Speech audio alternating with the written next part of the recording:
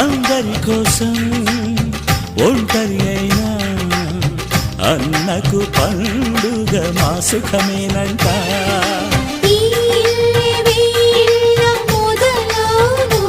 ఇక ఈ అన్న ఒక మంచి కథ అవును.